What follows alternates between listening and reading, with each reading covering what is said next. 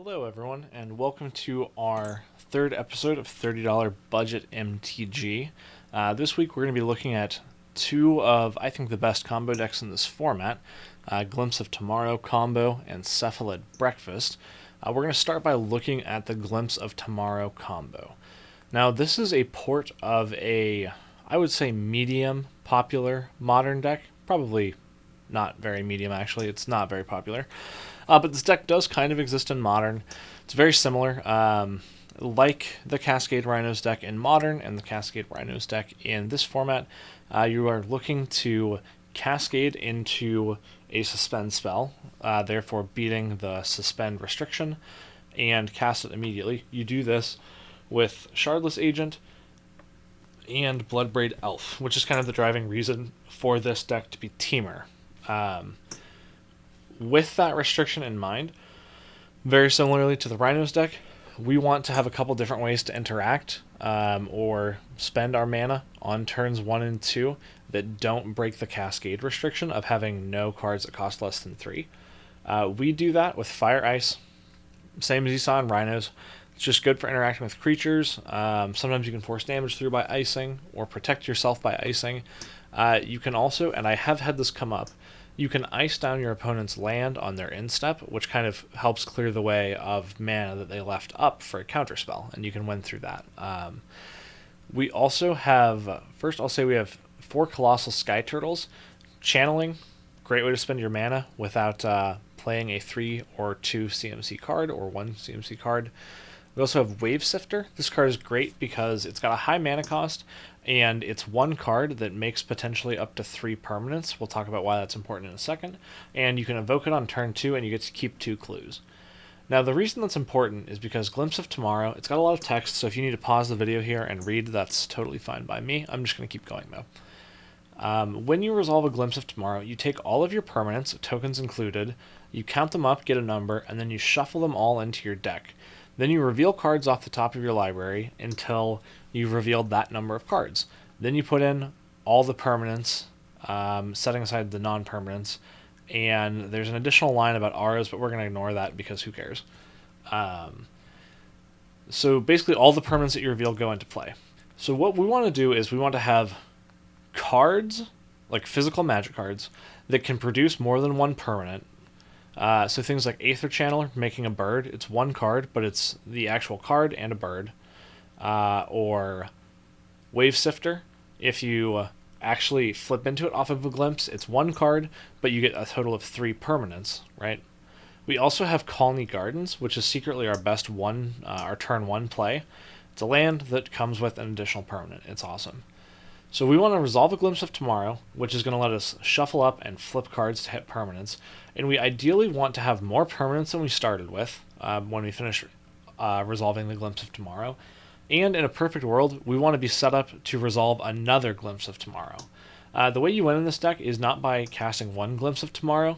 It's generally by casting somewhere between 4 and 7. So on that note, we've got 4 Glimpses. We have 4 Goblin Dark Dwellers. The fun thing here is that if you put a Goblin Dark Dwellers into play off of a Glimpse of Tomorrow, you can stack it so that trigger resolves last, so you get all your permanents off Wave Sifter and things, and then you actually get to flash back the Glimpse of Tomorrow, and you get to shuffle in the Goblin Dark Dwellers and everything else, and that's usually a really solid way to increment your number of permanents, getting to an even larger Glimpse. We also have, and this is secretly the best card in the deck, Tireless Provisioner. It's like Tireless Tracker, but you get worse permanents, and in this case, they're actually better, so maybe not worse. The treasure tokens are really important because, first off, your lands actually enter untapped off of a Glimpse. Unless your lands are bad, like Colony Garden and Frontier Bivouac and Game Trail if you don't have a mountain or a forest in your hand. But the point is, as you go through your Glimpses, you'll sometimes get untapped lands, and you can float mana as you're resolving multiple Glimpses. Tireless Provisioner also provides a lot of mana because the order that you reveal cards off your Glimpse doesn't actually matter. If you have a Glimpse for 7 and you go 6 lands, Tireless Provisioner, they're all going to enter at the same time. So Tireless Provisioner sees 6 lands enter the battlefield. so you get 6 treasures. That's amazing because Tireless Provisioner was then 1 card, so it only cost 1 glimpse count, but it produced a total of 7 permanents to make your next glimpse even better. And then, sometimes with the mana that you produce, you can actually just cast an additional Shardless Agent out of your hand. All you need is 3 mana. It's not hard to flip 3 mana producing lands and just cast your Shardless. If you don't have a Shardless in your hand, you do have options though, because sometimes you spin into one off of a glimpse, and if you hit Shardless Agent and Aether Channeler, for example, Aether Channeler can be used to bounce your Shardless Agent to your hand, and then you can recast your Shardless Agent, which finds a Glimpse of Tomorrow, and you get to keep going on your combo turn. Sky Turtle also works like that. If it's in your hand, it can be an additional way to buy another Shardless Agent back, which is very, very, very nice. So that's kind of what we're doing. We're really just trying to glimpse multiple times. As we increment our count, sometimes getting up as high as like 40 permanents or the whole deck, eventually we get to a point where a Flamekin Zealot enters the battlefield as well, gives everything haste, and then we attack our opponents for lethal. That's actually where the Sky Turtle being a Sky Turtle is insane. Because again, it's an interactive piece to slow our opponents down. It lets us recycle our Shardless Agents from the graveyard or bounce them from in play to go again, and this is how we win the game. The fact that Sky Turtle has flying, as well as Wave Sifter has flying, Dark Dwellers has Menace, it's all very good when you Flamekin Zealot. There is one trick I'll mention, I don't think it comes up in the video, but if you have a Glimpse go off, and you reveal, say, 8 permanents, doesn't matter what they are, but one of them's a Goblin Dark Dweller, and one of them is a Flamekin Zealot, you can stack your triggers so that your Flamekin Zealot trigger that grants haste is the last thing that will resolve. And on top of that, you put your Goblin Dark Dwellers trigger, and then all of your token production on top, so it resolves first. So all your Colony Gardens and your Wave Sifters make tokens. Then you resolve your Goblin Dark Dwellers, which is going to recast your Glimpse of Tomorrow and shuffle everything away. And you're basically going to get a whole new Glimpse, so ideally you're going to have more creatures come into play. And once you finish resolving that, then your Flamekin Zealot trigger goes off. And that's nice because with only 2 Flamekin Zealots, sometimes you do need to preserve that trigger, because sometimes you flip into a big board, but no Flamekin Zealot, and then you're susceptible to a Wrath of God effect. So knowing that you can preserve that trigger is a really big deal. So anyway, I love this deck. A couple issues with it right now. It's only at $24, so we used to price off of TCG Player Mid, which was MTG Goldfish for us. Now we price off of TCG Player Low. We think that that reflects more accurately the actual cost of cards, so that's what we go with.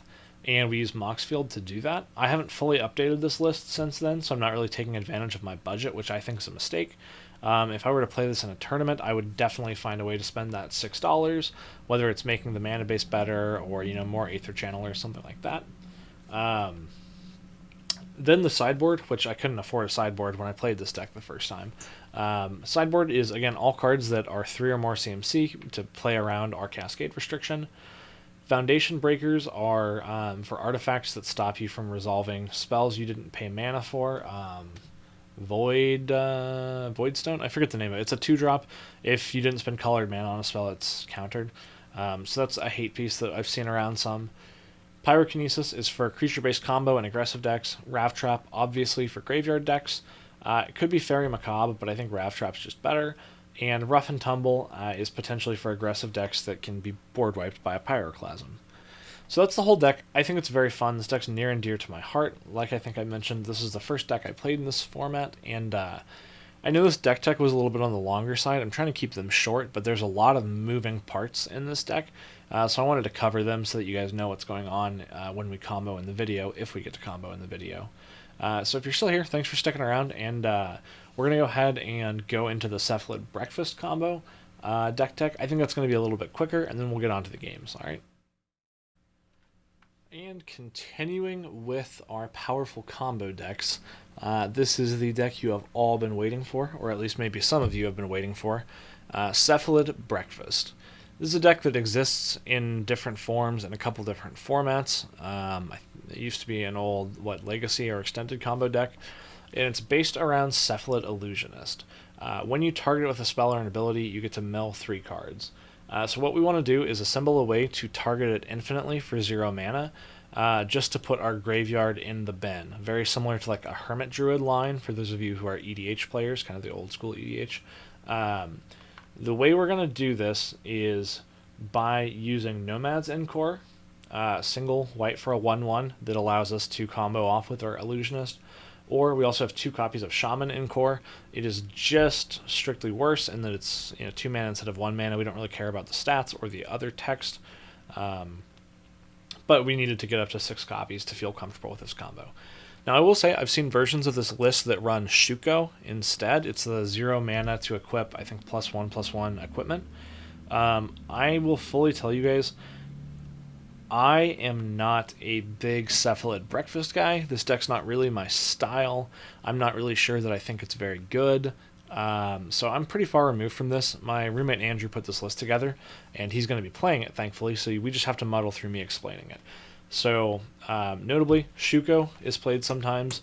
We are winning with a Thassa's Oracle. The way we do that is we put our deck in our graveyard, we trigger 4 Narcomoebas, they go into play, and then we get to Dread Return, sacking Narcomoebas.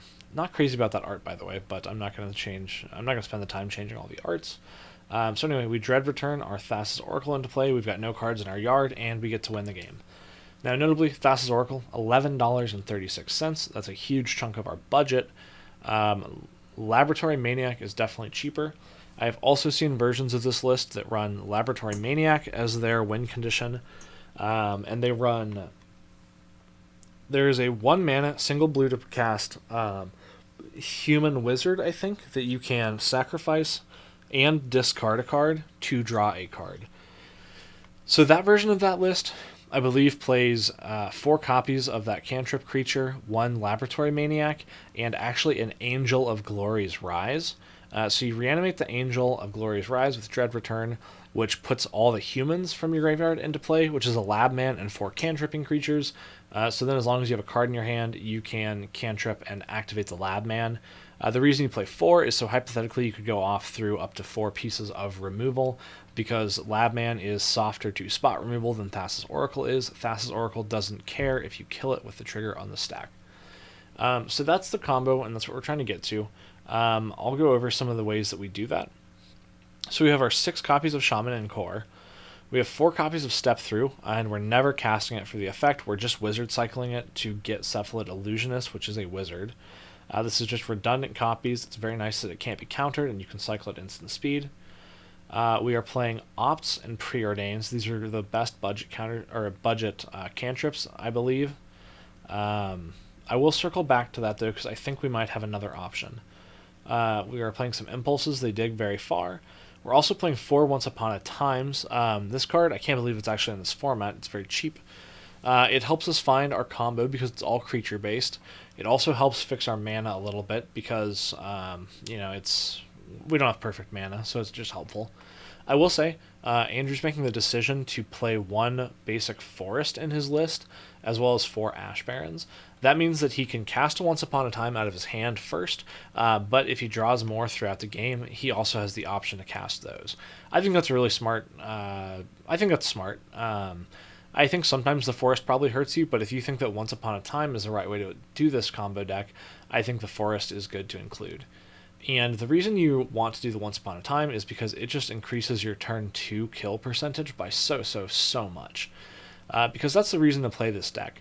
You're very soft to graveyard hate and other interaction, and you don't interact with your opponent very much at all. But you can kill as early as turn 2, and that's pretty cool.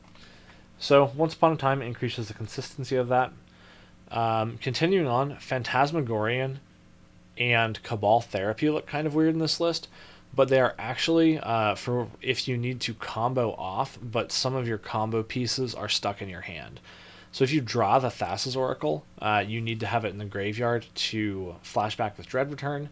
Similarly, you need Dread Return in the graveyard to be able to cast it for no mana. So Cabal Therapy and Phantasmagorian are just 2 ways to do that. The Therapy plus Bridge from Below also means that when you flip your deck over, you have Narcomoebas in play, and you have access to a Cabal Therapy in the graveyard. So you are able to sacrifice a Narcomoeba to flashback Cabal Therapy and take a counterspell, like a lose focus, out of your opponent's hand, which I think is a really smart way to build this. Now, one thing I talked about really just for a second earlier when I was talking about the cantrips, I wonder if you could consider playing Latnam's Legacy in this deck. It's a 2-mana instant. You shuffle a card from your hand into your library, and then you draw 3 cards on the next upkeep, I think. So it's kind of like weird Brainstorm, but it just puts your combo pieces away, which could be really good. Because Cabal Therapy and Phantasmagorian are fine for getting the stuff out of your hand, but if you draw like your Thassa's Oracle or your Dread Return, it's still just a dead card in your hand, and maybe Latnam's helps with that. But anyway, I think that's enough about the combo. I'll talk about sideboard a little bit, and then we'll just go ahead and jump into the games. As far as the sideboard, 4 days. We're not mainboarding them because these are not dazes to interact with our opponents. They're dazes to beat our opponent's counterspells and grave hate.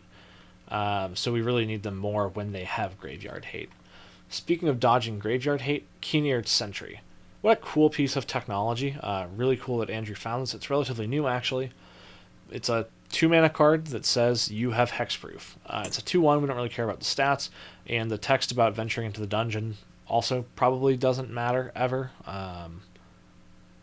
I guess it could matter if someone builds exactly Wall's combo and tries to win by infinitely venturing into the dungeon through that. I don't think that's likely to happen though. So anyway, this is a 2-mana 2/1 that gives you hexproof. This gets brought in because it's really good against Ravenous Trap. It just adds one additional piece to make it harder for your opponents to interact, because this deck is very soft to a well-timed Ravenous Trap or other similar exile target player's graveyard cards. Then there's also a Memory's Journey. This is another way to beat graveyard hate. If you are, and again, this kind of goes in line with the Forests and the Once Upon a Time. If you mill your deck over and you have a green up, if your opponent goes for graveyard hate on you, either targeted on your Dread Return or try to exile your whole graveyard with like a Tormod Script effect, you can actually flash this back and shuffle just your Thassa's Oracle on top of your empty library, which means you can draw it the next turn and you can just cast it from your hand and win the game. Really cool piece of technology. Really interesting to see that. I think the green splash is really innovative. I hadn't seen that in this deck before Andrew put it together. So I'm excited to see how these match up. I think that Cephalid Breakfast is probably a little bit more of a glass cannon combo. I think it's a little bit more all-in and therefore probably a little bit faster. It doesn't interact with your opponent as well, and I think it's a little bit more interactable with. Whereas I think that the Glimpse of Tomorrow combo is kind of more of a mid-range combo that can interact a little bit more and can weather a little bit more interaction. But I don't know, maybe I'm wrong. So we're just going to jump into the matches. Thanks for tuning in, and I hope you guys like what you see. All right, well, got an interesting matchup for us today, don't we? Yeah, these are probably the 2 best combo decks in the format. I think. I think so. I'm not sold on any of the Doomsday lists that I've seen. Doug had a very interesting High Tide list, but I'm also not sold on that. I think Twiddlestorm might be better than one of these, but I'm not sure the list is quite there. So yeah, I think they might be the 2 best combo decks. Yeah. It's very funny that, because these did get randomly paired, I think it's very funny that they just happen to get paired against each other. Right. Like, our 2 artifact decks got paired and our 2 combo decks got paired, which is kind of neat, because it means, like, we're going to have diversity in the next rounds. I do think we're kind of going to be like ships in the night on this one. There is a little bit of interaction on both of our sides, but I think both of our decks might be relying mostly on sideboard cards. Yeah, I agree. And I think that there's pretty good side... Like, I've got decent sideboard for you. Just having Wrap Traps is good. Mm-hmm. But I think you have the tools to play around them, too. Yeah, Spell Pierces are kind of nice. Dazes are also really nice. And that just stops me from, like, getting the combo sometimes, too. So, you might fizzle me. But yeah, I'm interested to see, kind of who goes faster. So, roll for first? Yep. Yeah, we can use those. 7. 5 is less. Alright. 4, we're going down. Alright. There you go. Alrighty. I'll be on the play. Yep. And for those of you that are just tuning in, which is all of you probably, I know there are Pokemon cards on my mat. I use these as my mana trackers when I'm doing anything vaguely stormy.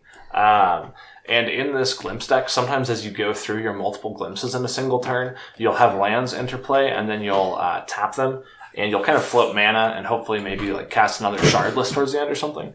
So that's just what those are going to be. I'm going to keep this. I will as well. All right, good luck, man. You too? Frontier Boovac. All right. Draw. I will cast a Once Upon a Time. Yeah, that's fine. Well, fine's a strong word, but you know. Let's see here. So...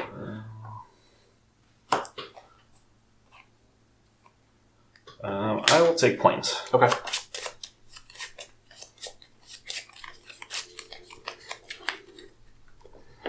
Alright. Then I will also cast a Preordain. Yeah, solve all your problems with 2 cards. Yeah, we'll do 1 top, 1 bottom. Okay. Draw the top card. And go ahead. I feel like I'm done on turn 3 here, maybe. Tapped Game Trail, no reveal. Okay. Go ahead. Interesting.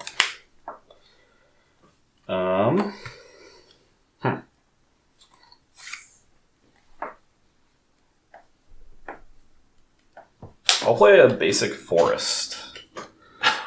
I forget why you have that in your list. It's something weird about like casting your Once Upon a Time or something. I'm running Ash Barrens and just 1 forest. You can go ahead. I think that's generally smart, probably. Man, I hate this. I hate it. Oh my. Okay. You're on a clock. Go ahead. Alright, I will cast a Once Upon a Time on your end step. Amazing, actually. I'm very happy for you. I'll reveal another Plains. Okay. So I could die here. Right, because you can have a... No, it's 2 and... Am I dead? So I guess we'll start off playing correctly. Cast a Cephalid Illusionist. Illusionist is good. Cast Nomad's Encore. Ugh. Yeah, you got it. Alrighty, I will try to target Cephalid Illusionist to mill my entire library. Mill your entire library. Alright, I will just flip this over. That's will have fine. a few triggers. Narcomoebas will enter the battlefield.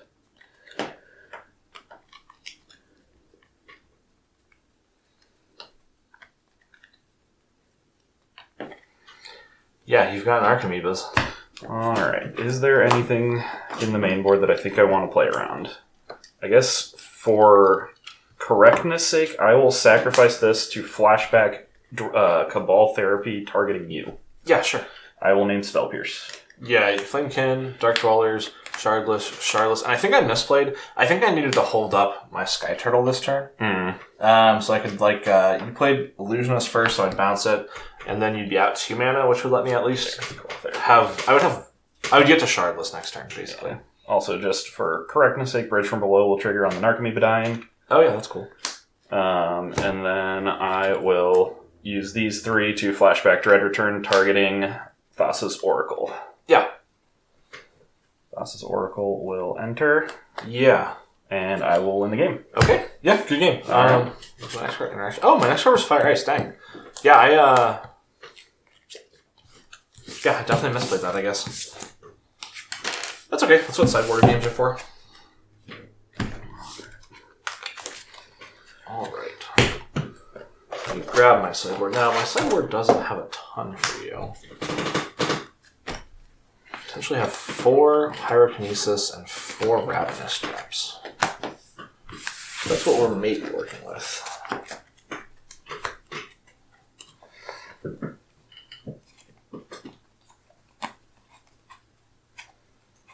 I am now debating how many of my cards I want to bring in. Because I don't know how many cards I can take out. Yeah, I also, I haven't done a lot of sideboarding with this, so it's, kind of awkward, and I don't want my I really don't want my non-land or my non-permanent count to be very high. Also, I've got one proxy Flamekin Zealot. I don't know where I put my second copy, so that's a Flamekin Zealot.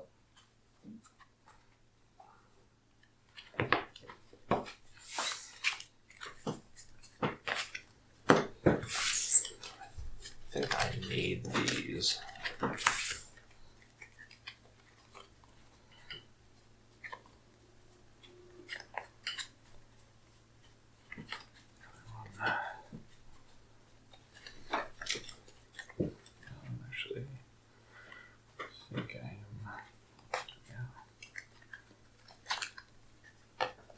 Take out some combination of these cards. Alright, so you guys.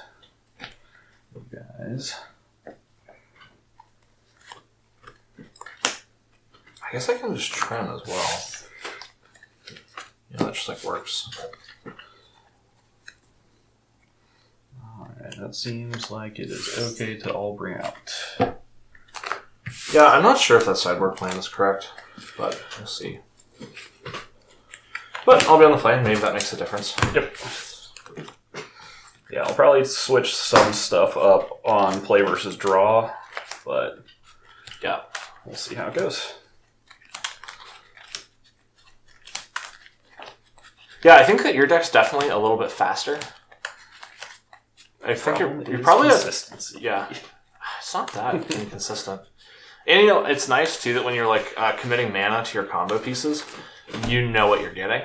Problem with Glimpse is like in our practice games you saw, I glimpsed for 9, I think, and I feel like that wins most of the time, but it also didn't win, which is definitely unfortunate, you know. Yeah. This deck is weird, and I feel like you need to have a stronger understanding of what exactly gets the job done than I do. But yeah. Also, I think I was talking about this earlier. My list is currently at $23 because for the viewers that don't know, we originally priced on MTG Goldfish, which was TCG mid, I believe, and then we switched over to TCG player low, usually using Moxfield, because we felt that it more accurately represented the true price of cards. Yeah. So a lot of our previous decks got additional budget. So this is one of them. I updated with Aether Channelers, but I think that there's still some more work to be done. I don't know if this list is... It's probably not the best list. Yeah, I mean, we'll see how it actually evolves going forward, and I also do really like the extra money as well. Yeah, I love it. It was so fun getting the free money. Really quick. Alrighty, I'll be on the play then. Yep. Alright, good luck in game 2. You too. Hoping I get to do a little bit of spinning. I do love this deck. It's kind of my baby. Alright, well, we're seeing starting to see the breakfast fail rate. Good. The deck loses to itself. Yeah, it's got pretty good cantripping, but at the same time, you are looking for some pretty specific pieces. Yeah.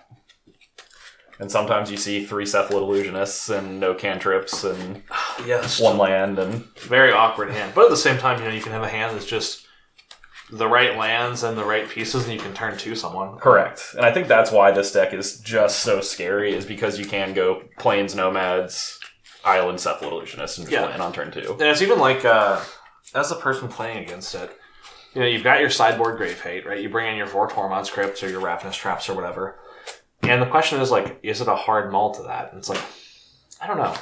I remember I was playing Fires the other week against Dredge, and I didn't mull deep enough to my Graveyard Hate. I just kept, like, what was a good hand. And I died for it, which is sad. Sure. Alrighty. I'm good as well. I think I actually put that on the bottom. Alrighty. Yep, ready. Alrighty. Colony Garden, and viewers continuing with my Pokemon Energy, we have a plant token. Go ahead, Andrew. Alright. Draw.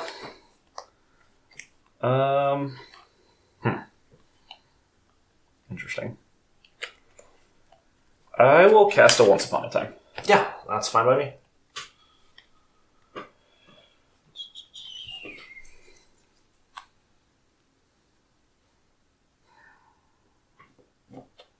I'll take an Ash Barrens. Okay. It's kind of a land. It kind of is, yeah. Hopefully you weren't counting on that to get to your first land. I will play a Port Town, revealing a Prairie Stream. Oh, you're doing just fine. And I will cast a Nomad's Encore. Okay, I hate that. Go ahead. Shivan Reef. Mm-hmm. Go ahead.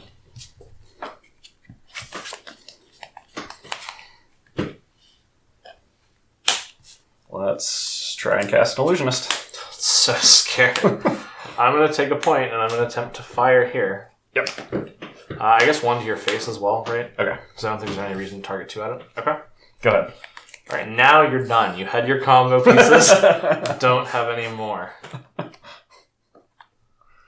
Yavimaya Coast. Tireless Provisioner. Don't kill me. All right. I'm going to kill you. Oh, no. Just for safety, I will play another Port Town, reveal Prairie Stream, and cast a Shaman Encore. I am dead. I don't have it. We'll do the same thing and make a Thassa's Oracle. Yeah. Alright, maybe the deck's great. Maybe it is. Just gotta not draw bad. Ugh. Yeah, if you can start getting out ahead of some of the combo pieces and fire icing them down, I can definitely fall behind on this. Yeah, and I feel like you've got not that many combo pieces, so I guess the hope has to be that, I fire ice, or I'll fire one thing, and then you just don't have that same piece again. Yep. And I guess you really want to lead on the non-Cephalid Illusionist piece, because when you put the second piece on the stack, that's when I have to fire, because if they resolve, I'm dead. So I always have to kill what you put into play first, so... Yeah. Interesting. Yeah, so I have 6 pieces of the redirect creature, the Encore creatures, and then 4 pieces of the Cephalid Illusionist. Yep. I do have more ways of finding the Illusionist with step-throughs than I do the Encores. But I think just the fact that I have 6 of the pieces, I'm usually going to lead on the white creatures. That makes sense, yeah. I was thinking, since I have some sort of budget, I was considering Mystical Dispute at some point. That's cool. I don't know exactly how much it is. The problem is I'm currently on a Bloodbraid Elf version, so that's kind of stinky. I could also maybe fit 1 Violent Outburst. This hand's not acceptable. This hand is also not acceptable. Good. I will say I have been fighting my mana as well lately when I play this deck. I think maybe investing some more on the mana base would be good. Yeah. I mean, if you have $7, really upgrading it. Yeah. So there's a lot of tap lands in this too. One thing I noticed is the red-green land that comes into play untapped if you have 2 or more lands, or 2 or more other lands. It's only $1.80 or something. Oh, it's not the basic land one. It's just 2 or more other lands. No, it's the ones that just came out in Dominaria, maybe. Dominaria, or no, not Dominaria. Pain lands. Yeah, so it must have been somewhere else. It was a fairly recent set though. It's just the ones that if you have 2 or more other lands, it comes. So your 3rd land will come into play untapped. That's interesting, and that's really when I do need to be casting a spell. Turn 1 and 2 are really set up for me. Turn 2 is interaction optional. Great. Good luck to us on the 6s. Yep.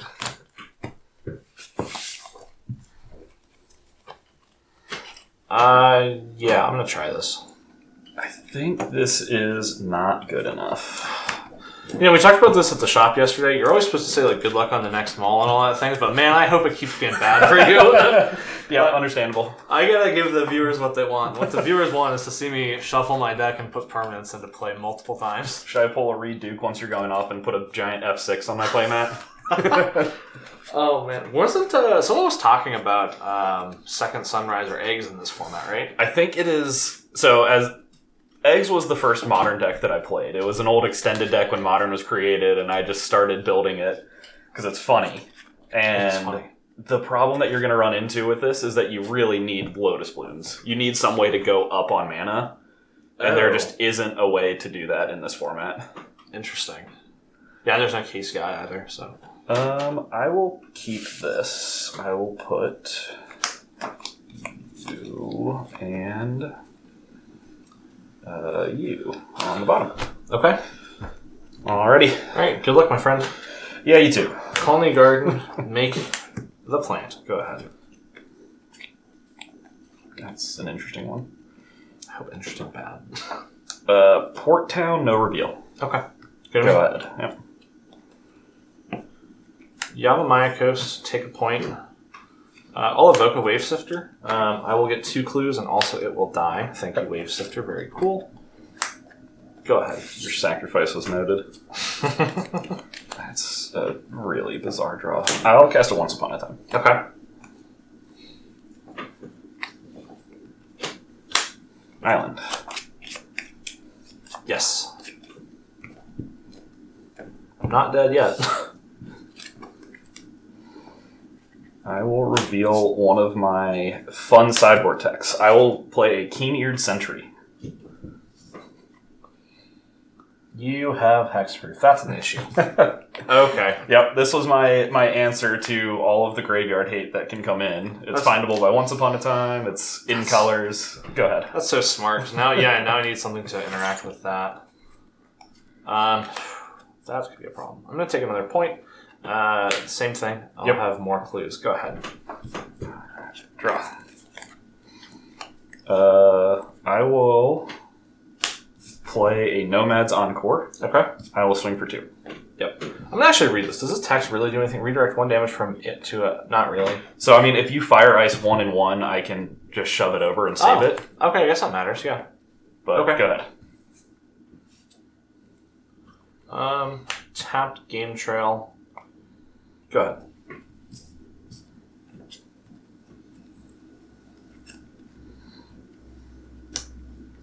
Don't kill me. Don't kill me. Don't kill me. I'm going to play another Keen-Eared Sentry. That's still fire iceable. I'll go to combat, and I'll hit you for 3. I'm taking damage. Go ahead. I'll draw. So I didn't die last turn, which was nice. Can you infer what is in my hand? It's all days. And there's probably a Spell Pierce involved. What? No. I don't run that card. Provisioner. Got it. Mountain. Mm-hmm. I would like to make a treasure, and keeping up with having a clear board state, this will be my treasure token, the Mr. Krabs Money Eyes card. That's a boosted influence from the SpongeBob TCG. I believe it gives me +2 and also 2 burgers. Go ahead.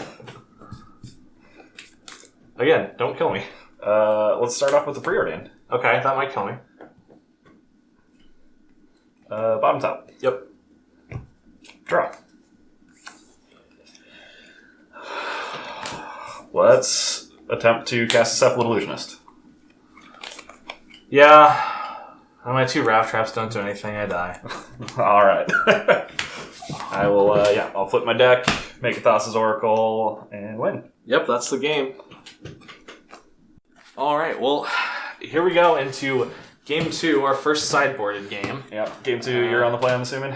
I am on the play for Game 2, that's correct. Alright. We'll see if my sideboard cards help this matchup, or if being on the play helps this matchup. I think as an Uber combo deck, I can't keep hands that are just barely good enough. I think I need better. Yeah, this hand is really questionable. If I had more time, I think that hand would be acceptable. There's 5 lands, Wave Sifter, and then a Stinky Flamekin Zealot, which just sits around. It's probably just bad. Yeah, that card is kind of just uncastable from hand. Yeah, you can. So the cool thing is you don't actually always have to flip into it. If you get comboing off pretty hard, you can get enough treasures off Provisioner. Yeah, because sometimes you do flip for 40. Yep. Sometimes. Maybe not today, but sometimes you do flip the bulk of your deck. I swear this deck is good. I remember doing decent with it in the first tournament we went to. So I don't really remember. I didn't really watch you play that at all. Oh my. Yeah, this hand's fine. Continuing to ball. So you're saying you don't remember watching me play that? Yeah. Let's see here. We'll put that on the bottom. Did you ever just kind of YOLO cast on turn 3 for like 5 ever? I hate it. It's really scary. Okay. Sometimes it's like medium and you have like 2 Sky Turtles, but also sometimes you don't have lands anymore. That's true. I did because I liked the like, hey, maybe I can turn 3 you. Like, that was fun and charming. Yeah. But realistically, turn 3, like, the only time turn 3 is really, truly acceptable if you go Colony Garden on turn 1, Wave Sifter turn 2. Then you're at, like, 7 permanents or something, and it's, like, pretty... Yeah, that makes sense. Acceptable. This hand's gonna have to be fine. Alright. Yeah, so after watching your performance in that first tournament that we did, that kind of changed... no reveal.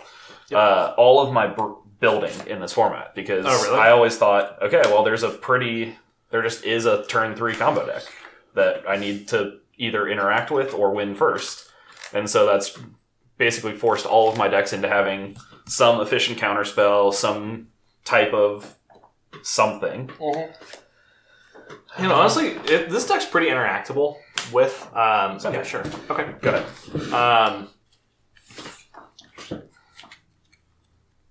Yeah, this deck can definitely be interacted with. Go ahead. I really need to get my creatures in play. So believe it or not, just having a bunch of like stomps and other like kind of mid removal is fine. Play a Nomads. Yes. Okay. All right. I will attack for 2.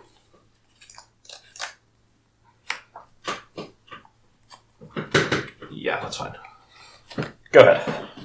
Hate it. I'm cracking a clue. Okay. I'm untapping. Drawing. Colony Garden. Get a guy. Mm-hmm. Go ahead.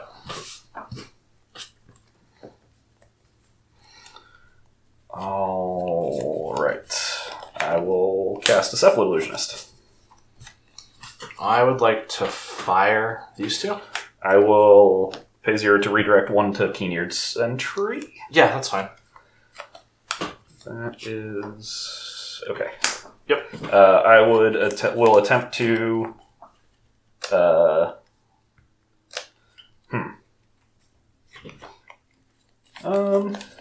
let's see here, actually. I'm just actually going to pass. That's awesome. I like that, I think.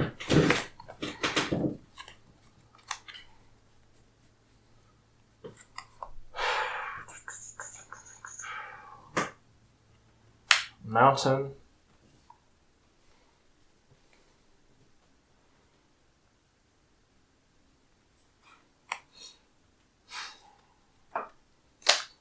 This game is wild. Yeah. All the time. There are some unexpected complications that popped up on that last turn. I like the sound of that. I think I also misplayed as well. Interesting. Yeah, we can talk about that later.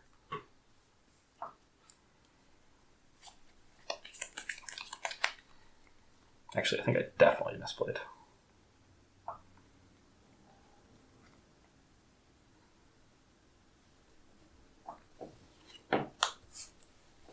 I'd like to fire them.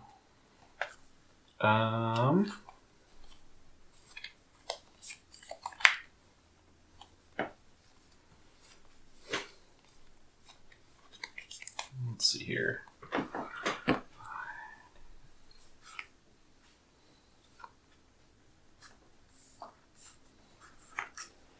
So...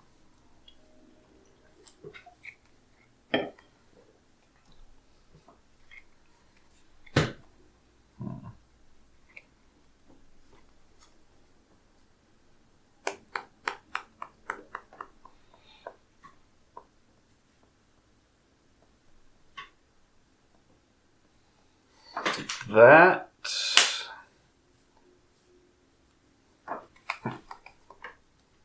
Does this melt when I fire you, by the way? Oh, actually, yeah, it'll trigger. So I guess... top 3. Those... did you draw your Cabal Therapy and your Dread Return, maybe? I guess we'll find out. Okay. I will redirect 1 of that damage to Illusionist. Yeah, so you'll have to mill 3. Mill 3. Oh, Phantasmagorian fixes some problems. If that is the situation that you're in. How many cards is it for Ravenous Tramp? It's 3 because Faithless Looting turns it on. Okay. That's that's one of the things I thought about when I was looking at Reanimator, which, again, I think Reanimator might be bad. I will let this resolve. The Fire Ice resolve. Okay. Okay. Go ahead. My turn? Yep. A little confused, but I'm excited to talk about it.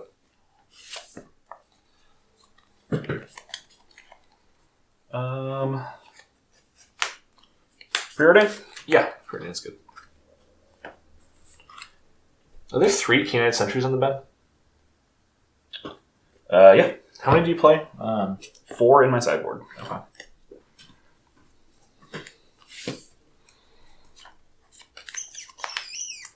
Go. 1. Yeah. Go. I don't know if it's good. I'm cracking this Skilly, though. Sure. Russell, I thought you wanted more permanents in play. Yeah, I know.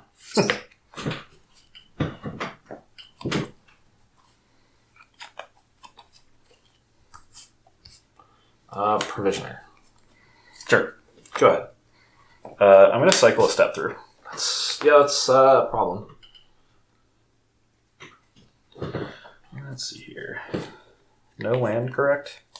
No land drop. Okay. Then I will grab you. Okay. Mr. Wizard. Mr. Wizard. I love step through. I know Lucas is a big believer in step through. Maybe more than any other person. He keeps building like interesting like toolboxy combo decks with it. Be interesting to get one of those lists on here once. Yeah. Alright, go to my turn? Yep. Draw. That is decent. Let's cast that. You have it. Alright. So, now do we play around 2? That's a good question. You have 4 or 5 cards in hand? 5 cards. Interesting. I mean, what are you doing if you're not just going for it? That's a good point.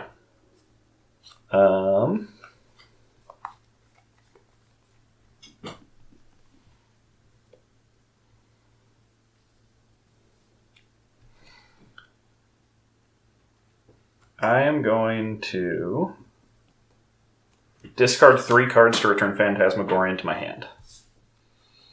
Yeah, it's Once Upon a Time Nomad's Dread Return. Yep. Okay, that's fine. Alright. I would like to activate this once. There's just 1 Dread Return on the list. Yes. So if I eat the Dread Return now, you still have Bridge from Below and Narcomoebas, which is like kind of cool, but it's like probably not that good. Because the only way you can actually sacrifice your Narcomoebas is with Cabal Therapy, which there's just 1 of. Because if I had a Rav Trap right now, like let's say hypothetically, and I fire it off and you don't have a counterspell, you can put additional mill triggers on the stack, so you can get your deck gone, but you can't cast the Dread Return because you're going to have an activation on the stack anyway. Yep. So I also could have the Thassa's Oracle in hand and just mill my deck and cast it. You never know. I can't beat that. That's no amount of Rav Traps beats that. That's fair. I will trap you. I will Spell Pierce. Yes. Alright. I do have a second trap. Okay. So now I guess you get to choose. You probably don't want any more of your graveyard in the bed, right? Let's see here. Unless you like, did you mull? If you mulled Thassa's Oracle to the bottom. I think I just let that go. Okay. I'll pass. Yeah, I'll pass. Is there attacking? No, I guess if Nah, you got 3-2. So the problem, now that I can talk about it, was that I drew the Dread Return. So you needed to... Okay. And at the time, I was not able to beat Ravenous Trap because you had 2 mana up. So you could just pay for the Spell Pierce in hand. Okay. Yeah, so I just kind of... Yeah, and having the 2 Rav Traps is like always going to kind of get you. Yeah, I can't really play around that. No, and I don't think you should. So I know the last card in your hand is Phantasmagorian, but I'm not really scared of the combo anymore, particularly. So,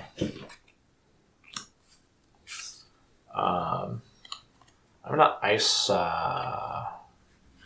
What is the stats on this? That is a good question. Yeah, we might have to make sure that our illegitimate magic cards are slightly better. It's a 1/1. Okay. Yeah, because I don't think I care about firing them, so I'm going to tap that. Sure. Draw a card. That's annoying, but fine. I'm going to attack for 3. Sure, go ahead. Yeah, so I guess you have Bridge and Narcs to kill me, but... I'll go for 2 now. Yep. Go ahead.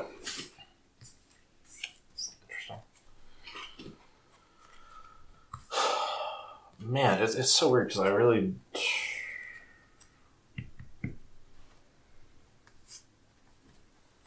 I'll Wave Sifter. Yep. Get 2 clues. This has been a really awkward draw. I mean, I guess that's the problem with draft drops, but I'll crack a clue. Yep. That's really not a good draw either. I love hearing that. Yeah, maybe the beats will just get there. I'm going to hit you for 3. Okay. Go ahead. Man, this deck has not looked good today. But, there's $7 in the budget to fix it, so I guess that's what I'll have to do. I swear this deck is good at some point.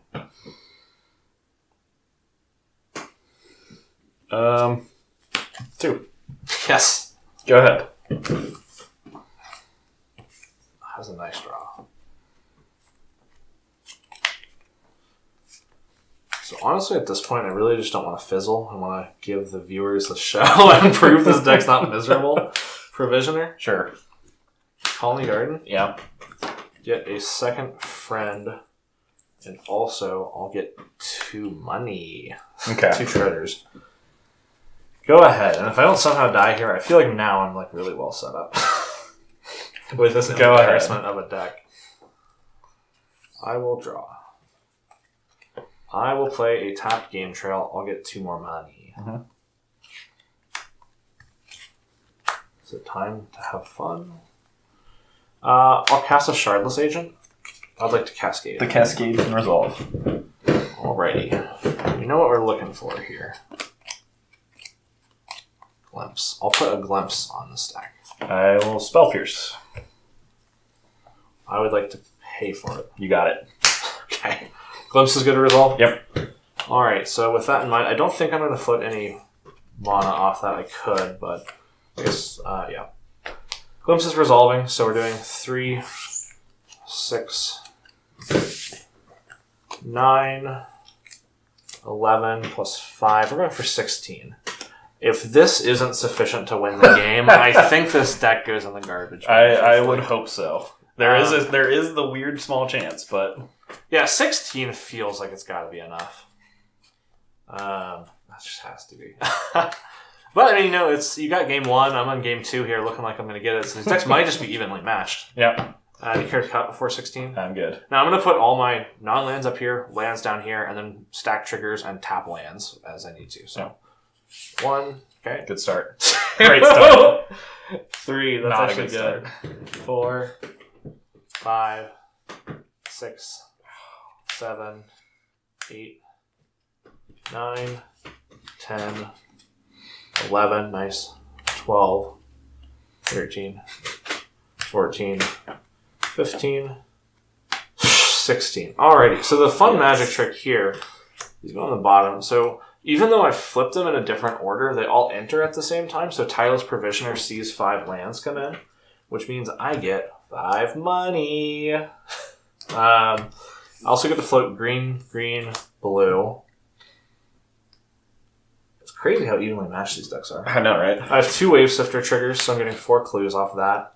I have a Goblin Dark Dweller trigger that's going to target Glimpse of Tomorrow. And I have an Aether Channeler trigger that I'm going to use to pick up my Shardless Agent. Okay. I'm going to put Glimpse of Tomorrow on the stack. With it on the stack, I'm going to sacrifice some money. Actually, I don't have to sacrifice money. I've got 3 here. Yeah, so I'm going to attempt to resolve Glimpse of Tomorrow. You got it. 3, 4, 5, 8, 11, 13 plus 9 is 22. Remember when I played this at a shop and I made strangers sit through this? That's the great thing about Magic. The way I see it is if your interaction doesn't stop me, then you deserve to have to watch this. What's the number? 22. Yes, thank you. I do forget halfway through often. All right. There's a glimpse. 2, 3, 4, 5, 6, 7, 8, 9, 10, 11. Remember, I don't actually have that. 12, 13, 14, 15, 16, 17, 18, 19, 20, 21. There it is. 22. So that's probably going to be lethal. That seems like lethal to me. So Flamekin's going to buff everything. I think that's just enough damage, probably, right? Yeah, because you can bounce these. And So, yeah. Definitely just dead here. So make a bunch of stuff. These trigger and then attack for a sufficient amount of damage. And, Absolutely. All right, yeah, got game 2. Game 2 on the play, we took it. So these decks are exactly evenly matched. No deck is better than the other. All right, now we have to see. Well, yeah, we'll see what game 3 does. All right, so we're 1-1, setting up for game 3. Now, the one thing that I think I might change, I don't know if you noticed, but I didn't actually bring any. I didn't bring in any pyrokinesis. Interesting. And I'm thinking with the Keen-Eyed Sentry, maybe I ought to. But I also have trouble cutting stuff. Like, do I cut one of the Rav traps? Yes, I would love that. Yeah, I don't think that's right. But, it's nice that Pyrokinesis can pitch any Glimpse of Tomorrows that I draw. So if you do hear me say the word suspend Glimpse of Tomorrow, that's not actually happening. Make me hold it. So one thing I kind of like, I think, in sideboarding, because I don't think I want to cut my Blood Braids, although I could cut some Blood Braids. They're a red card. I think cutting some 3-drops is kind of cool, because that makes my Blood Braid more consistent to hit Glimpse or that. So like trimming an Aether Channeler, especially because I don't think you have permanents that interact with me, you're not a Void Mirror player. I don't like trimming Tireless Provisioner. I think the card is just so critical. I think that's how you kind of accelerate yourself, so yeah. Yeah, I could cut a Flamekin Zealot. I mean, it's a red card, though. Yeah. Maybe 1's okay. And I don't like... I'd be interested in keeping the Aether Channelers, because the thing I really like is they can let you pick up a Shardless and go again on a turn. That's a good point. And it's free, which is nice. But you can also use Sky Turtle to do the same thing for 2 mana. And it also interacts with your combo. Yep. Whereas Channeler, realistically, isn't interacting with your combo for me. You can do something on turn 2, then I Channeler it on 3. And maybe that lets me win the game on turn 4. But, yeah. Alright, so you're on the play in game 3, and we'll see which of these decks gets to move on. Right. Yeah, really interesting that we've seen a couple of niche things come up with your deck too. There was the 1 forest letting you cast a Once Upon a Time. That's just heads up deck building. We also saw the draw your combo pieces and then need a discard outlet to them. Yep. So, alrighty, well, I will be on the play for game 3. Yeah, good luck in our 3rd game. Yep. You too.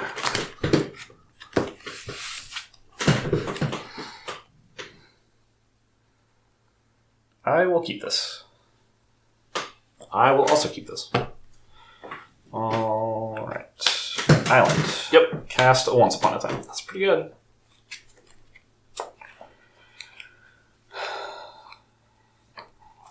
That's interesting.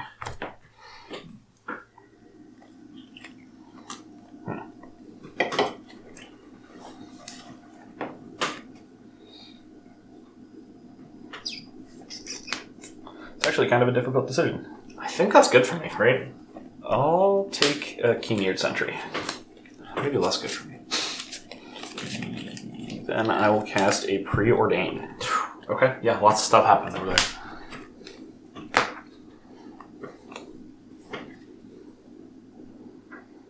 I'll bottom both. Okay. Seems fine. Draw. Yep. The Shuffle Bug. The Moto Shuffle Bug. Go ahead. As I think about it more, I think I'm supposed to cut Bloodbraid Elves. I don't really have time for them, so maybe they have to be my interaction slots. But Colony Garden. This time it'll be a Bellsprout. That's a fun change of pace. Go ahead. I'm going to basically Cycle. Yeah, that's fine. I would love to see Get Forest be the technology. It is not here. Yeah, that makes sense. You probably want your 2 actual colors first. I also bottomed a Once Upon a Time on the Once Upon a Time, so I love that Once Upon a Time is in our format, by the way. it's a great card. It's so fun. Like, that's pretty high up there on the list of, like, cards that you're not allowed to play in other places. Play planes and pass. Yep. So I could just die next turn. Hopefully. It's kind of the fun thing. I know you have a Keen-Eyed Sentry you probably want to get out. You do know that I have a Keen-Eyed Sentry.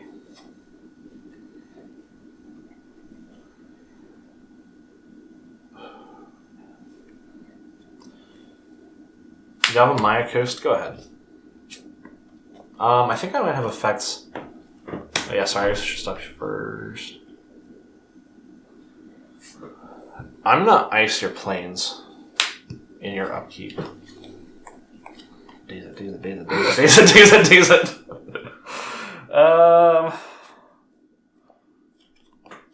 I will float a mana and I will daze. Oh, that's cool. Okay, you have a daze. Alright. Good draw. Yeah, I feel like that was kind of the same, though.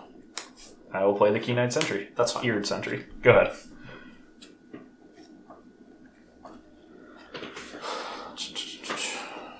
Colony Garden. Mm-hmm. He's got a friend.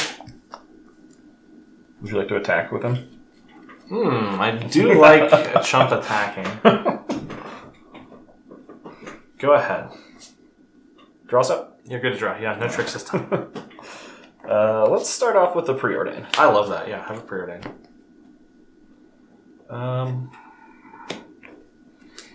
Top, bottom. Yep. Draw.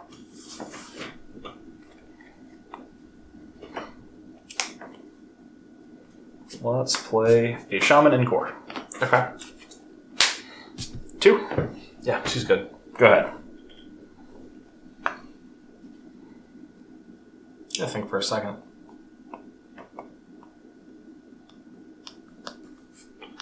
I'm gonna take a point. I'm gonna ice. Yep. I'll draw. Untap. I'll draw. Colony Garden. Mm-hmm. This one's an oddish.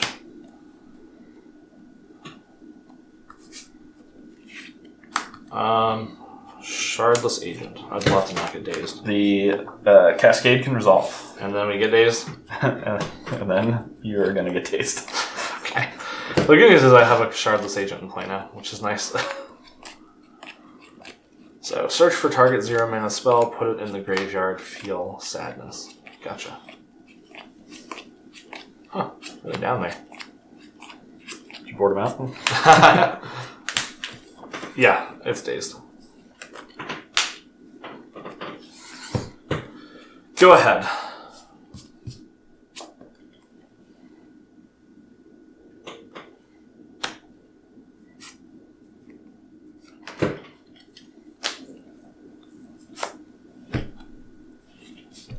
Two. I love that that's what's happening. Go ahead. Okay.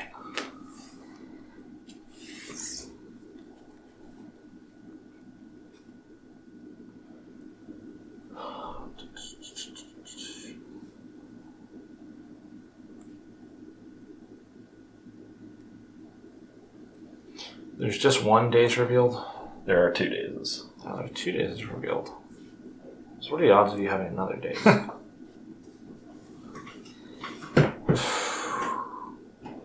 I mean, I didn't die last turn.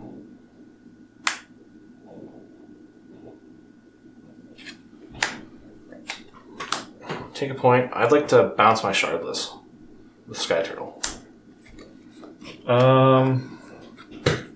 That's fine. Alrighty. Pick it up. I'd like to take a point. I'd like to cast Shardless. Sure. I will Cascade. Yep. I'll put Glimpse on the stack. Yep. Ooh, I get to have fun. Shardless is still on the stack though, so 3 and 5 makes 8. Alrighty, so I actually get to Glimpse for 862. Not yet. Maybe in 2 more spins you'll get to 62. Yeah. Oh, and it's nice that there's 2 Glimpses in the graveyard now, because one got countered. So that means like if I hit double Dark Dwellers, Oh, you just put 2 on the stack. Oh, that's cool. Crazy. So, yeah. All right, 8. 8's a very reasonable number to glimpse. Yes. All right, here we go. Come on. 2, 3, 4, 5, 6, 7, 8. It's not much of a better scenario for me now, is it? So I'll get 3 money. I guess I'm done with the fun part of my turn, so we'll resolve this guy off the stack. It resolves.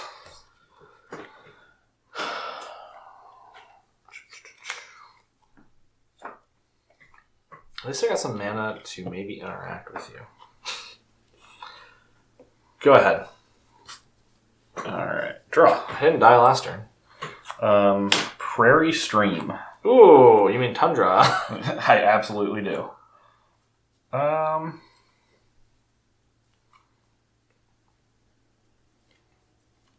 It's interesting. I'm just going to pass the turn. That's great. I don't know what's going on over there, but I love whatever it is. Game Trail, make a money. Sure you don't want clues? These are awesome. 4, 5. Goblin Dark Dwellers? Yep. That's not ETB good. Glimpse? Yep. I'm not going to float any mana. I think I need the numbers. So that's 4, 8, 10. Marginally better than last time. And last time was not inspiring. I quite enjoyed it. Alright. We have 4 Dark Dwellers to hit, which is nice. No mana floating, which is unfortunate, but we can get it figured out. So here we go for 10. 1. Flamekin Zealot. Nice. 2, 3, 4. Yep. 5, 6, 7, 8, 9, 10. So nifty little trick here. I'm going to stack it so that the first thing that happens is I get 2 plants, which is cool. The next thing that happens is Goblin Dark Dwellers resolves on Glimpse of Tomorrow, and I'm going to leave the Flamekin Zealot trigger on the stack, basically. Yep. So it'll resolve after my next Glimpse, and I'm going to float blue-red, taking a point,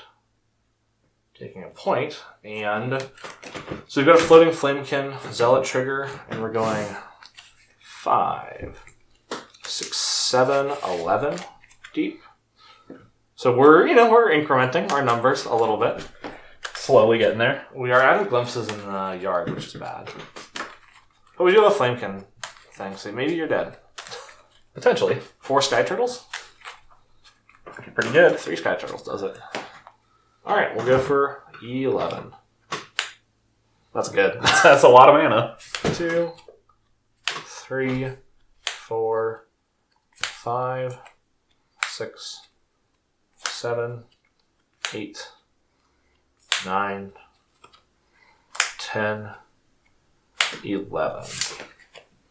It doesn't seem like you're dead.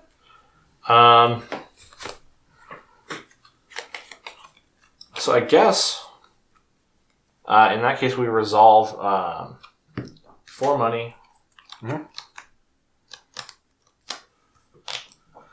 2 clues. This Flamekin Zealot trigger resolves, and then the other Flamekin Zealot trigger resolves. Okay. So now everything is double pumped, which does that force you to chump block? So 5, 10, 15. This is a 2/2, so 19 plus 4, so 23 damage. So you'd have to chump block one thing. Mm-hmm. So 1 green, colorless, green, red. I'm gonna Bloodbraid Elf. Sure.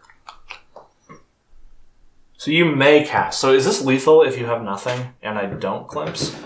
That's another 3/2 haster, right? So you would be able to block. I guess you'd have to double chump. Okay. Bloodbraid hits Shardless. Yep. Shardless goes in Cascades. So neither of those are actually in play yet. Go again. You got enough permanents? I think I'm going to. I'm an addict, my man. Glimpse. It'll be... I'm going to cast it. So this will not be out yet. This Neither will not be of these out are, yet. yeah. So they'll sit over here. 6, 8, 10, 12, 14, 15. I'll float this. Hey man, we're getting somewhere. Do I need any mana? I don't think so. So 15 is the number. That's what I counted if you want to recount. 4. This was, I think, 6. So 10. Yeah, 15 looks right. I hate that I lost one of my Flankins. I really got to organize my collection better. Alright, let's go for 15. And now Dark Dwellers is a live hit again. Mm-hmm.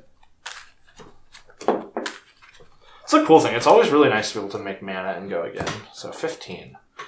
1, 2, weird. 3, 4, 5. This should be it, yeah. 6, 7, 8, 9, 10, 11, 12, 13, 14, 15. And one of the things that's like kind of unintuitive in the deck is the way the mana base is set up. You actually really want to try to go off holding a forest or mountain, so your game trails reveal it. Make mana. Yeah, it's like way, way easier to go positive. But luckily here, I've got 6 lands, so I'll get 6 treasures off of my Tireless Provisioner. No more ETBs, but I will cast this Glimpse of Tomorrow. Floating. I don't know, red-green is fine. Cast the third Glimpse. 2, 4, 6, 12, 15, 19. We're going up slowly. I would love to just fizzle on this.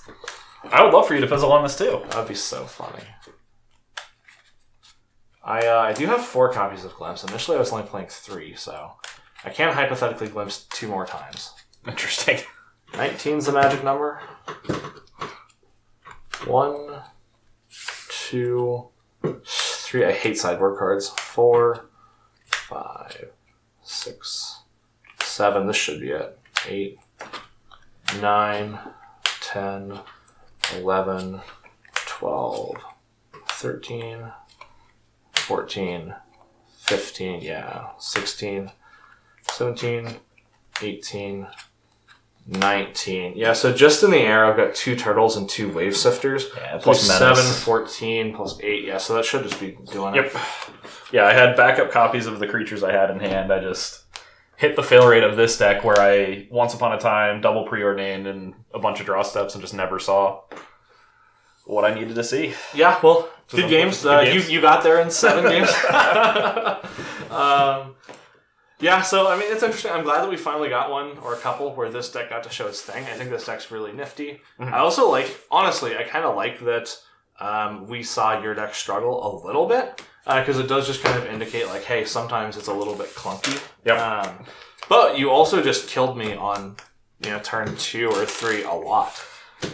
And it kind of felt like playing against Splinter Twin in some ways, except on turn 2. Like, I felt like I had to slow my mana development to hold up Fire Ice or a Sky Turtle. So it's like, you feel really silly if you just get killed on turn 2. Yep. But yeah, props to you and the viewers for sticking with us through so many game 2s. Through the 4 or 5 game 2s. But, I think that makes sense. I think we don't want to get decks on here and not show them do something. So I ended up, over the course of our games, ending up on 4 Ravenous Trap, 2 Pyrokinesis,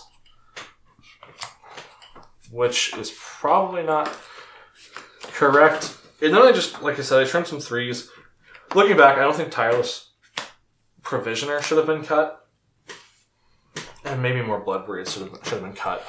Yeah, I think I agree with the cutting Bloodbraid just because it can whiff. And if you're trying to win, then you kind of need to actually do it on the spot. Yeah, and it's weird because there are some matchups, like, say, like Blue-White Control or a mid-rangey thing, where, truthfully, I don't really mind if I Bloodbraid into like a Tireless Provisioner or something. Because it's just Like, so much value. It's just kind of fun. Yeah. And then there's like stuff they have to deal with. And honestly, I think this is a combo deck that's a little bit better against things you have to grind against. Because truthfully, my cards are not terrible. Bloodbraid is fine. I've cast a Wave Sifter. It's a 3/2 with flying that draws 2 cards. Yeah. I definitely think the more mid-rangey decks are really, really not well set up to beat your deck at all.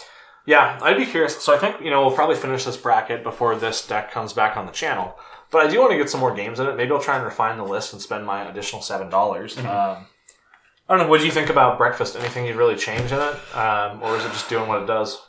It's really just... It's hard to talk about this deck because you're either winning immediately and efficiently and easily, or you're kind of sputtering out. And maybe there's something to be said about not even bringing in Keen-Eared Sentry because it's just a dead card, and maybe you want just counter spells to try and force through a win. But yeah, I don't know. If anybody has any suggestions to kind of trim it down or improve it a little bit, I don't think there's any room right now. I think it might have actually slipped above budget in the last couple of days since we've locked in these lists. Yeah. And so maybe we're starting to trim some of the more expensive cards like Preordain. Maybe we're trying to switch those over to like Sleight of Hand or something to save some money.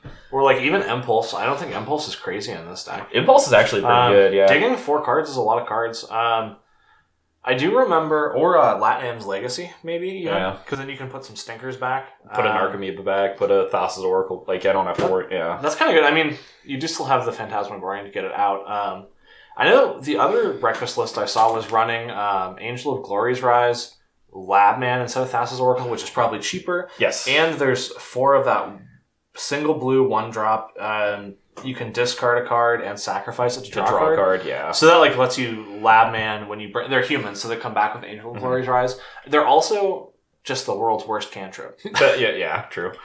Which is kind of neat. Yeah, maybe that is the path, but the fact is if you are able to fit Thassa's Oracle in, it's just a 1-card win condition. You just need it. You don't need 4 to 5 slots for some weird stuff. And you don't need to guarantee that. So for Angel of Glory's Rise, you need to reanimate it and then sack it, correct? No, it when it enters it. Oh, it reanimates all humans. And I think it also exiles all zombies. Okay, yeah, which is insane. But yeah, you still need the Angel, the Labman, and then at least one of those.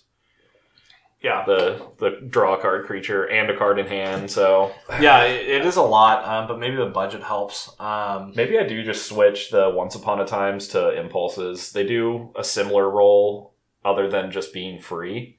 Yeah, the turn you could play. Hear me out. You could play 1 Once Upon a Time.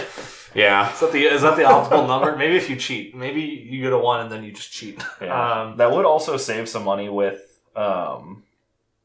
cutting Ash Barons, and then I could just play blue-white instead if I do start trimming the ones. Oh, that's a good point too. Yeah, because the Ash Barons looked a little awkward, but not crazy. Yeah. Do you play 1 Brainstorm right now? I don't currently, and I don't think I would continue to if I cut the Ash Barons. Yeah, that's only justifiable if the Ash Barons are in. Yeah, really interesting. Well, despite all of our messing around, that deck's going to move on, so we are going to see it again. It will be back. Yeah, it'll be playing the winner of Blue-White Control and the Mono-White Oketra's Monument deck, which is actually interesting. Yep.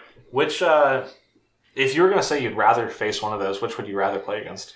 I think for breakfast, I would rather see probably Blue-White Control. I think Mono-White has a lot of main board answers to this deck. Yeah, it's mainboarding 3 Sanctifier Invec and 3 Containment Priests. Yeah. And there's some Thalias around. Maybe that's just really, really hard. Yep. I think you can sneak under a lot of blue-white hands. Because you can sculpt your hand in a way to beat 1, lose focus on turn 3. Yes, that's exactly. Super acceptable. Yep. Well, yeah, we'll see. I'm curious to see how far this deck can go. Maybe it just takes the bracket and this is the best deck. Well, I guess we'll find out. All right. Well, thanks for tuning in, everybody. Yep. Have a good one. All right. So that was a little bit weird. As you guys might have noticed, we had a couple of game twos. So Andrew and I played our match out, and Cephalid won the first 2 games really, really easily. And we talked about it briefly, and we said, hey, we're gonna scratch that second game, and we're gonna try to get a game where Glimpse gets to do its thing, kind of show off both decks a little bit before we wrap up the match. And it ended up taking 4 or 5 games for Glimpse to even really have a chance.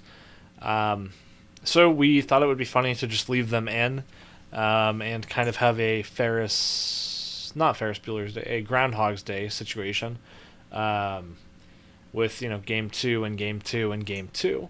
So of course, Cephalid Breakfast did actually win the match. We're not tampering with the results, but we did want to give a chance to at least show off the Glimpse of Tomorrow deck a little bit, and just show you guys what it can do. Now, that's not the only thing that's weird with our bracket. I think that I edited this into the Mono Red Blitz versus Cascade Rhinos video, which is definitely worth watching, but we are going to remake it. We didn't play Blister Coil weird correctly. We gave it 1/1 counters instead of prowess triggers, basically. I don't know what we were thinking there. That's a pretty big mistake, and I think it ended up affecting the match at least a little bit. So we went ahead and re-recorded that, and I'm going to be releasing that as an additional video outside of this kind of weekly schedule that I've been working with. So we're going to revisit that, and we're also going to get you the Oketcher's Monument versus Blue-White Control side of the bracket. And yeah, we're just going to go from there. So thanks for tuning in. Like I said, we're shooting for videos every week, except for when I decide to release additional videos, like fixing the Mono Red Blitz and Cascade Rhinos thing. So thanks for tuning in, and come back for some more budget vintage, alright? Thanks, guys.